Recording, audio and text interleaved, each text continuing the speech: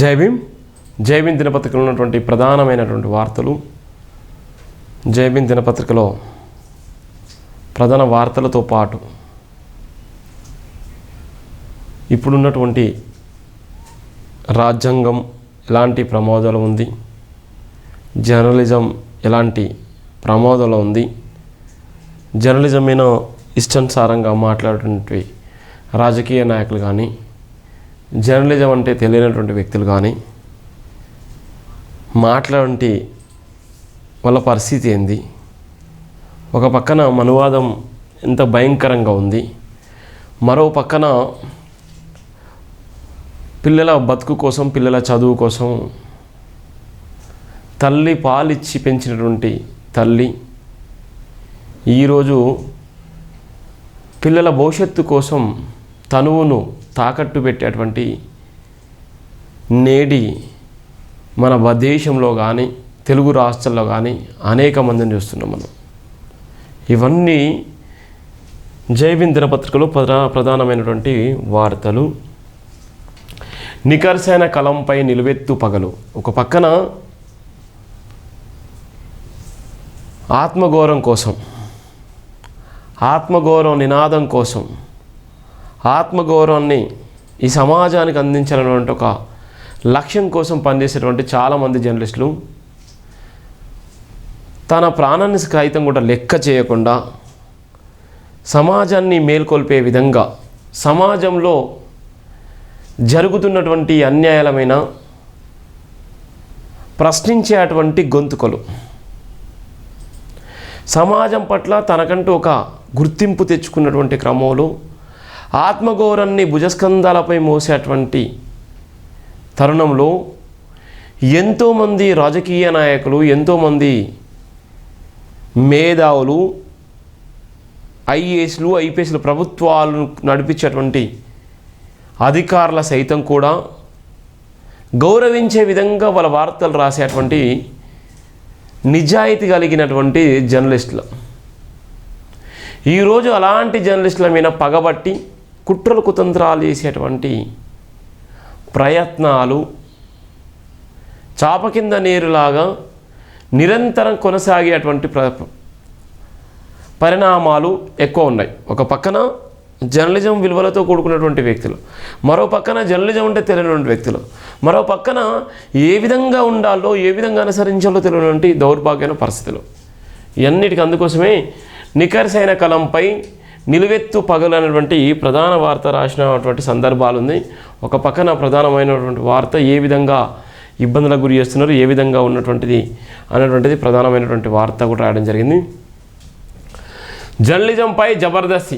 పత్రికా స్వేచ్ఛపై పగలు పెరుగుతున్నాయి. జర్నలిస్టుల మరణాలపై కనికారం చూపని ప్రభుత్వాలు. తెలంగాణలో కక్ష సాధింపుచారులకు దిగుతున్న ఆంధ్ర వ్యాపార మీడియా. ఫుల్ టైం జర్నలిస్టులకు తీవ్ర అన్యాయం జరుగుతుంది. వ్యాపార ముసుగులో పత్రికా స్వేచ్ఛను అణచివేస్తున్నారు. నిజం నిర్భయంగా రాసే కలంపై కక్ష కడుతున్నారు. సమాజంలో నిజాయితీ, అవినీతి ఎటువైపు నడుస్తున్నాయో ఏం తెలియడం లేదు. డాక్టర్ బరిగెల శివ ప్రధానంగా రాసినటువంటి వార్త.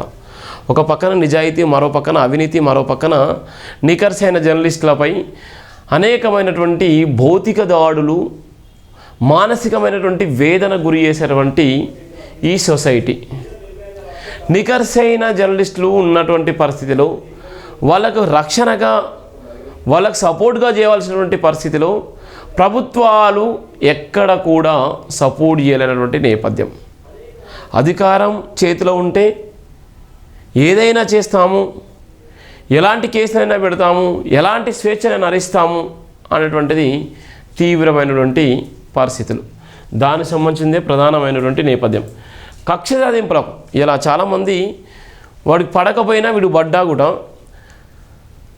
వార్తల సమూహంలో భాగంగానే వార్తలు రాసేటువంటి క్రమంలో కుట్రలు కుతంత్రాలు చేసేటువంటి దౌర్భాగ్యమైన పరిస్థితి. అది ఒక పక్కనైతే అనేక మంది జర్నలిస్టులు ఏదైతే తెలంగాణ రాష్ట్రం వస్తే బాగుంటుంది, తెలంగాణ రాష్ట్రం వస్తే జీవితాలు బాగుపడతాయి, మా రాష్ట్రం మాకు కావాలి, మా రాష్ట్రం వస్తే ప్రతి ఒక్కరు కూడా ఉద్యోగ అవకాశాలు కానీ అనేకమైనటువంటి అవకాశాలు వస్తాయని తెలంగాణ కోసం అసువులు బాసిన ఎందరో అమరుల సాక్షిగా ఏర్పడినటువంటి తెలంగాణ. ఈ తెలంగాణలో ఆంధ్ర మీడియా పెత్తానం చెలాయిస్తూ మన ఆర్థిక వనరులన్నీ దోచుకొని కోట్ల రూపాయలకు పడగలెత్తి మీడియా రంగంలోకి వచ్చిన తర్వాత, పత్రికా రంగంలోకి వచ్చిన తర్వాత కోట్ల రూపాయలు దండుకొని ఇలా భారతదేశంలో ఎవ్వరు లేనంత విధంగా తెలంగాణ రాష్ట్రాన్ని దోచుకున్నటువంటి మీడియా ఎవరైనా ఉంటే అది ఆంధ్ర మీడియా. మరి నిజంగా ఆంధ్ర మీడియా నిజంగా ఎవరికైనా లైఫ్ని ఇచ్చిందా? ఇప్పుడున్నటువంటి ఏదైతే జర్నలిస్టుల ఫ్లాట్ల విషయంలో కానీ, జర్నలిస్టులకు ఇచ్చినటువంటి ప్రతి వెసులుబాటులో కానీ అత్యధికంగా లబ్ధి పొందింది ఎవరంటే మళ్ళీ ఆంధ్ర మీడియాకు సంబంధించినటువంటి వ్యక్తులు. తెలంగాణ రాష్ట్రం ఏర్పడి 11 సంవత్సరాలు అవుతున్నప్పటికీ కూడా ఇంకా ఆధిపత్యం ఆంధ్ర మీడియా చేతుల్లోనే ఆధిపత్యం ఇంకా కొనసాగేటువంటి పరిస్థితి ఉంది. మరి ఎవరు కల్పించారు? రాష్ట్రాలు వేరైపోయినాయి. మన రాష్ట్రం వస్తే బాగుపడదని చెప్పాం.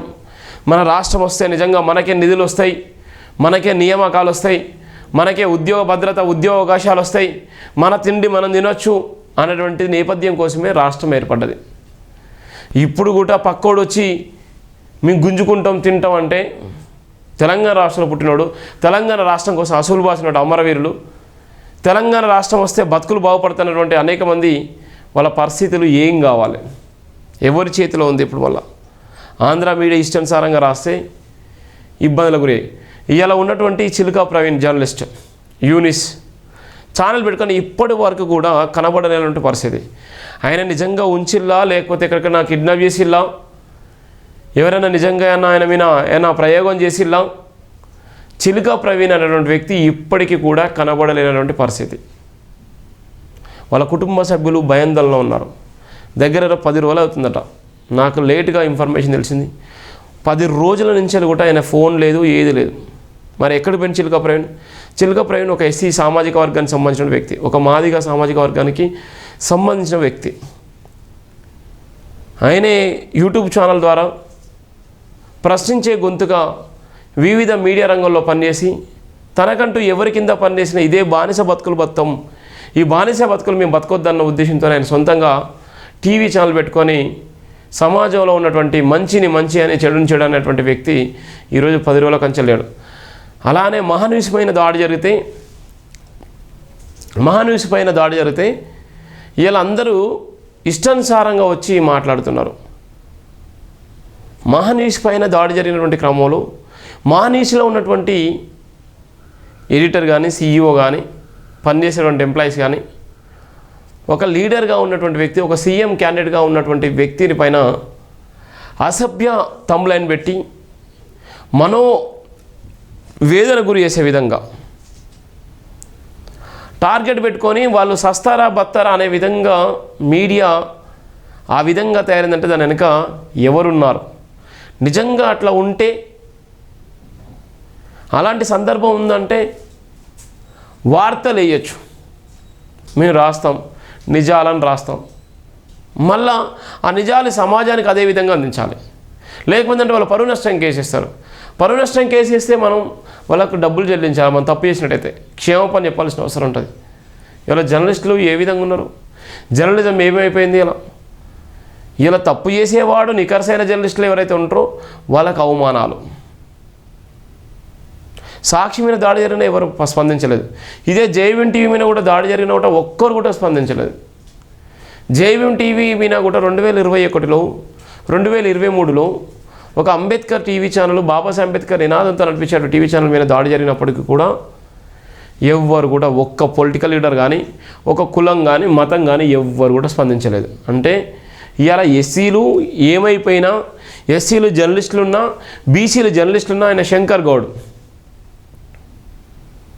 ఆయన మీద దాడి చేసి ఇష్టానుసారంగా చేసేళ్ళు. ఇంకోటి చంద్రగుప్త బ్రదర్, ఆయనే ఒక బీసీ బిడ్డ, ఆయన మీద దాడి జరిగినా కూడా ఎవరు కూడా స్పందించారు. సాక్షి ఛానల్ మీద దాడి జరిగింది, గతంలో ఏబీఎన్ ఆంధ్రజ్యోతి మీద జరిగింది. అంటే ఇవన్నీ జరిగినప్పుడు కూడా ఇవాళ కులాలను బట్టి మాత్రమే ఇవాళ మేధావులు అంటోళ్ళు, రాజకీయ నాయకులు స్పందిస్తారు. ఇవాళ ప్రశ్నించే గొంతుకలు ఎవరైతే ఉన్నారో, ఎవరైతే నికర్షంగా మాట్లాడేటువంటి జర్నలిస్టులు ఉన్నారో, సత్యాన్ని సత్యం అనేటువంటి జర్నలిస్టులు ఉన్నారో వాళ్ళ కనీసం ఈ సమాజంలో చోట్లేదు. ఎంత బాధాకరం! ఎవడి పాలయ్యింది? నిజంగా తప్పు తప్పని చెప్పడానికి నీ దగ్గర ఉన్నటువంటి ఆధారాలతో తప్పు తప్పని చెప్పలేనటువంటి దౌర్భాగ్యమైన పరిస్థితుల్లో తప్పు చేసినని కూడా నువ్వు చేసుకొని ఇలా భజన చేసేటువంటి పరిస్థితి ఉంది. ఇలా జర్నలిజం ఎటువైపోతుంది, చదువుకున్నటువంటి మేధావులు ఏం ఆలోచిస్తున్నారు. ఇలా అనేక మంది జర్నలిస్టులు ఇలా ప్రాణాల సైతం లెక్క చేయకుండా తెలంగాణ రాష్ట్రం కోసం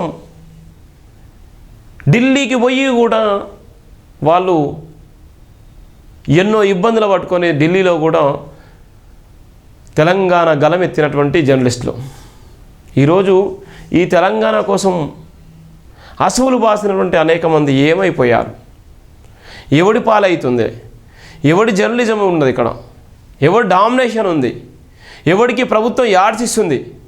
తెలంగాణ రాష్ట్రంలో ఉన్నటువంటి ఛానళ్ళు ఎన్ని, తెలంగాణ రాష్ట్రంలో పుట్టినటువంటి న్యూస్ ఛానల్స్ అన్ని, న్యూస్ పేపర్లన్నీ, ఈ పేపర్లన్నీ, ఇవాళ ఉన్నటువంటి మంత్లీ మ్యాగజైన్స్ ఎవరు నడిపిస్తున్నారు? డైలీ ఈ పేపర్ ద్వారా ఎన్ని ఛానల్స్ ఉన్నాయి, ఎన్ని పేపర్లు నడిపిస్తున్నారు, ఎవరికి ఉపయోగపడుతున్నాయి? ఈ రాష్ట్రం దగ్గర ఇదంతా ఏమీ లేదు. పెద్ద పెద్ద పత్రికలు, పెద్ద పెద్ద టీవీ ఛానళ్ళకు మాత్రమే మేము కోట్ల రూపాయలు ఇచ్చేస్తాం, తెలంగాణ సొమ్మును కూడా వాళ్ళకే ఇచ్చేస్తామని దౌర్జన్యంగా దోసుకుంటున్నారు. ఇలా తెలంగాణ ఆత్మగౌరవం కోసం పేపర్లు, టీవీలు నడిపించేటువంటి జర్నలిస్టులు ఇంకా ఇబ్బంది పడేటువంటి నేపథ్యం ఉంది.